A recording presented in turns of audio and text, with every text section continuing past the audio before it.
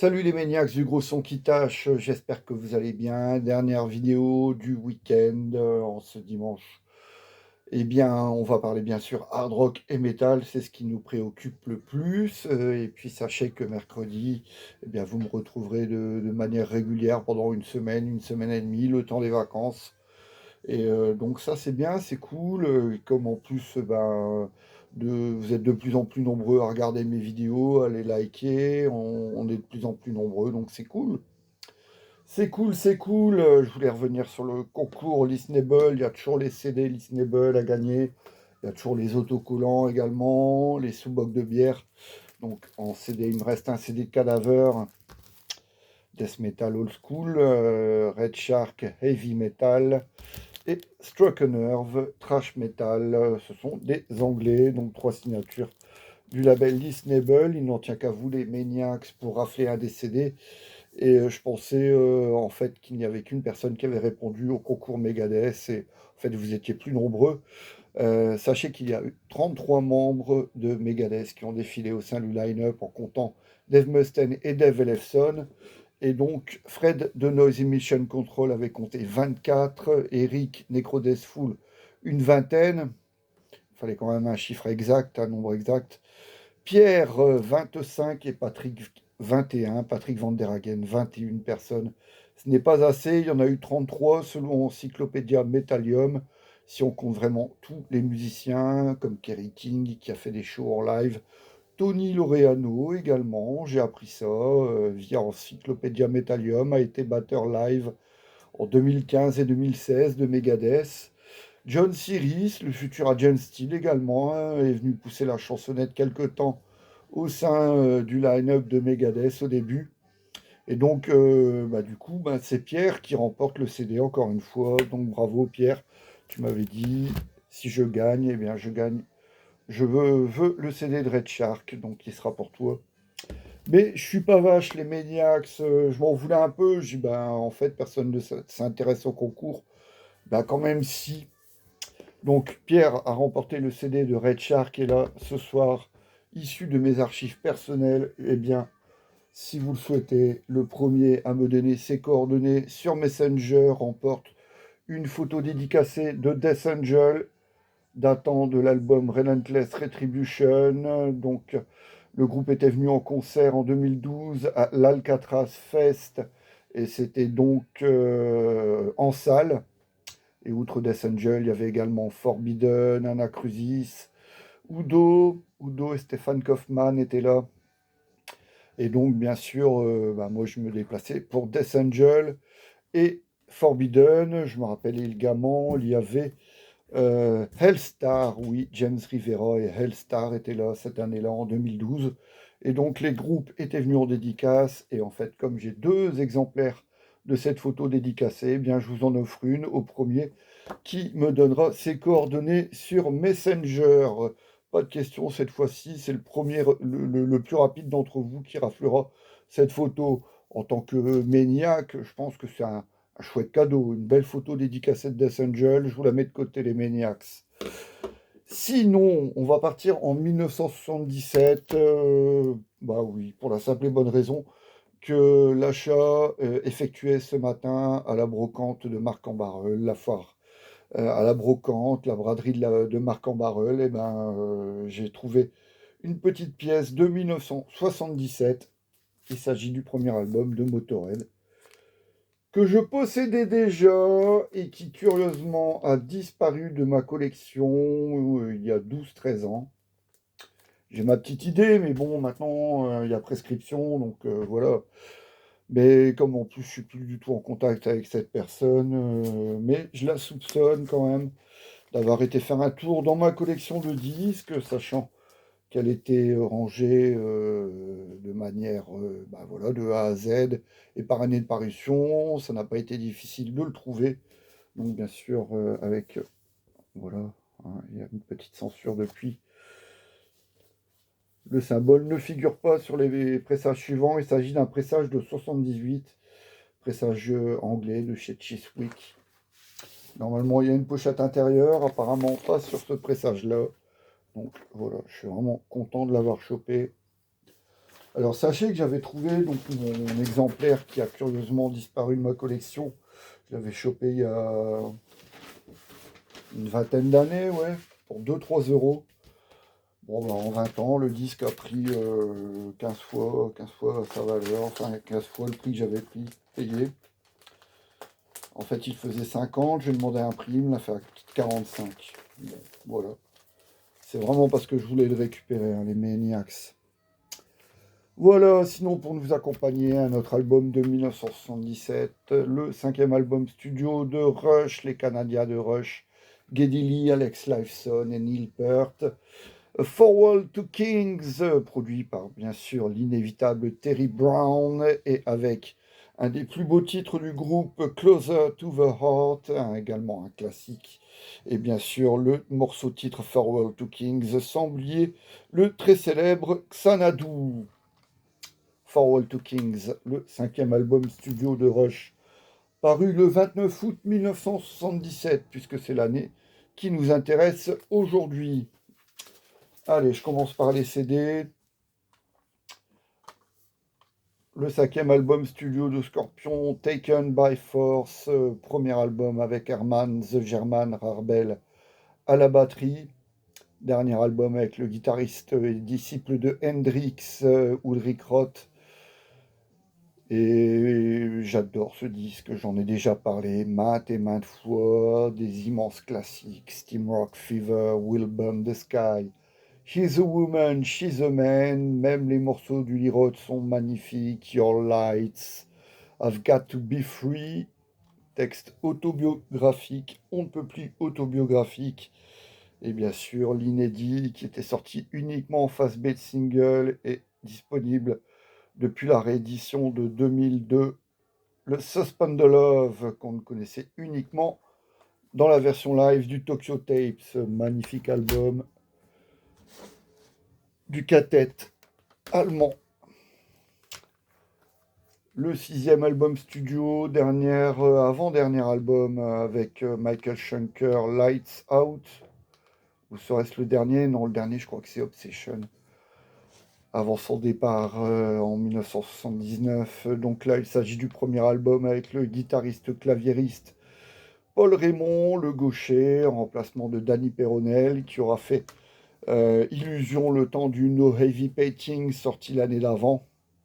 Et bien sûr, c'est l'album du magnifique Love to Love et des classiques Too Hot to Handle et du titre repris par, comment s'appelle ce groupe, Fifth Angel, le magnifique également Lights Out. Mais je pense que le moment fort, c'est bien sûr le Love to Love. Produit par Ron Levison, le producteur du Ultimate Sin de Ozzy Osbourne, de certains albums de Heart, de Crazy Nights, de Kiss.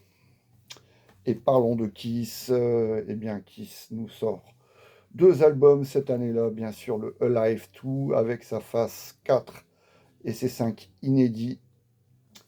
Et bien sûr l'album studio, les 2 albums produits par Eddie Kramer, Love Gun, Alive 2, un des plus célèbres albums de Kiss avec sa pochette signée Ken Kelly, pochette légendaire. Bah, mon premier contact avec le hard rock, c'est cette pochette-là. Je m'attendais à une musique de fou et j'étais un peu déçu, hein. Je pensais que c'était plus fou que ça, mais non, c'était gentil. À des années-lumière du look et de l'imagerie quand même assez effrayante, surtout celle de Gene Simmons, que Kiss nous proposait, ouais, totalement irréel, quoi. J'avais davantage préféré le AC/DC, bien sûr, Led Verbi Rock, immense classique. C'est chiant, c'est lumière, les reflets, voilà, c'est beaucoup mieux. Led Verbi Rock, mon premier disque de hard rock et mon album préféré d'ACDC. Manque juste le Crash Body in Blue, curieusement remplacé pour le CD par un titre de Dirty Deeds, Problem Child, mais sinon Go Down, Dog Eat Dog, Led Verbi Rock, Bad Boy Boogie, Hell and a Bad Place to Be, Overdose et Holotaurosi. C'est un album de hard rock parfait, produit bien sûr par les inévitables Vanda et Young. Le premier album de Lou Gramm et son Foreigner, bien sûr le guitariste leader qui a joué avec bon Johnny Mick Jones, le premier album de Foreigner en cette année 77, avec Feels Like the First Time, et bien sûr Cold as Ice, les deux classiques du disque. Premier album de Hard FM de AOR, pardon, pour Mick Jones, Lou Gramm et sa bande. Et en vinyle, bien sûr, il n'y a pas que du hard rock. En cette année 77, le troisième album des Ramones, Rocket to Russia. Bah oui, 77, c'est l'année punk. Dernier album avec Tommy Ramone, le premier batteur qui allait se convertir dans la production et garder un œil sur la famille Ramones, puisque c'était lui l'ingé son sur l'album suivant, Road to Ruin, avec un nouveau batteur, donc Marky Ramone.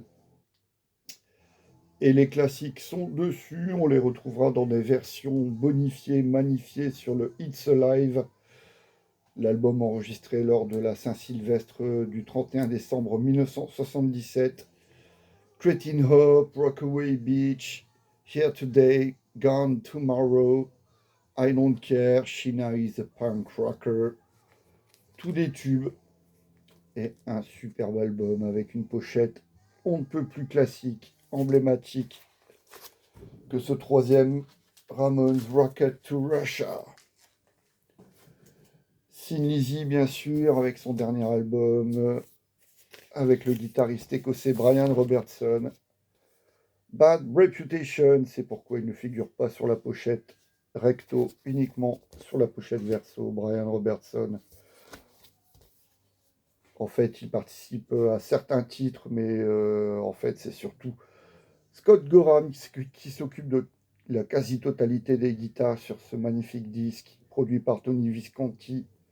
Peut-être mon album préféré des années 70, The Sin Easy, Opium Trail, Soldiers of Fortune, le morceau titre Bad Reputation, superbe album de rock. Faut pas classer ça comme du hard rock. Un morceau comme Southbound, Downtown Sundown, et Southbound aussi, c'est assez éloigné du hard rock. Mais il y a les brûlous hard quand même. Opium Trail, Bad Reputation, Killer Without a Cause, That Woman's Gonna Break Your Heart. Superbe album. Et donc bien sûr, année punk, les Pistols, bien sûr, leur premier et unique album. De Holidays in the Sun à EMI, c'est un sans faute, une leçon de punk rock bien énervé, rock'n'roll bien rageur, avec la voix de Johnny Rotten et les guitares de Steve Jones. Les classiques à foison, Pretty Vacant avec un des plus grands riffs de l'histoire du rock, le riff d'intro de Pretty Vacant, c'est irrésistible. Anarchy in the UK, God Save the Queen, Holidays in the Sun, Bodies, No Feelings. On pourrait tous les citer. C'est un album on ne peut plus classique. Et déjà, dernière sélection pour ce soir, comme le temps passe vite. Judas Priest, bien sûr, son troisième album, premier pour la major CBS, Sin After Sin, avec Sinner, bien sûr, dessus, Dissident Aggressor, repris par Slayer sur South of Heaven, la reprise de John Baez, Diamonds and Rust, Starbreaker, avec le batteur de session Simon Phillips, album produit par l'ancien bassiste de Deep Purple, Future Rainbow, Love Is All, c'est lui également. The Butterfly Band, ouais. Butterfly Ball, c'est lui. Et donc il produit ce troisième Judas Priest avec Simon Phillips à la batterie comme batteur de session. Et bien sûr les quatre autres membres de l'époque classique, Rob Halford, KK Downing, Glenn Tipton et Ian Hill. Ok les maniacs, c'est bien voilà pour cette année 1977. Une bonne année, un grand cru, mais pas que du hard rock. Et encore, j'ai pas choisi, il y a des groupes qui ont sorti les grands albums de classique rock cette année-là, mais bon, j'ai voulu quand même choisir des albums de rock, hard rock énervé, punk rock, tout ce qu'on veut, enfin voilà. J'aurais pu choisir, il y avait également le live de Status Quo, c'est un album que beaucoup de headbangers ont apprécié à l'époque, puisque Status Quo était classé dans le hard rock. Mais pour moi, c'est pas un classique, hein, tout comme le Rush, le Farewell to Kings, je dirais pas que je le découvre aujourd'hui même. Closer to the Heart, bien sûr, c'est un classique, tout comme Xanadu.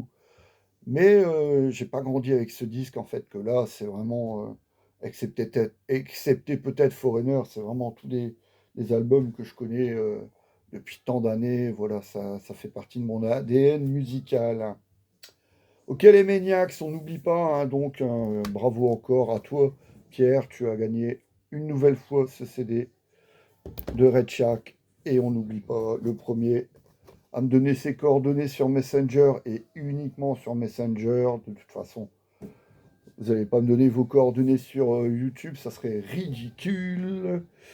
Voilà, pour rafler cette magnifique photo dédicacée de Death Angel, issue de ma collection personnelle. Voilà, pas de questions, le plus rapide. Allez, on se retrouve mercredi, c'est les vacances. Donc voilà, c'est l'occasion, on pourra parler davantage de hard rock et de métal, les Maniacs, et je regarderai peut-être, issu de ma collection personnelle, j'aurai peut-être autre chose à vous proposer. See you les Maniacs, bonne soirée à vous.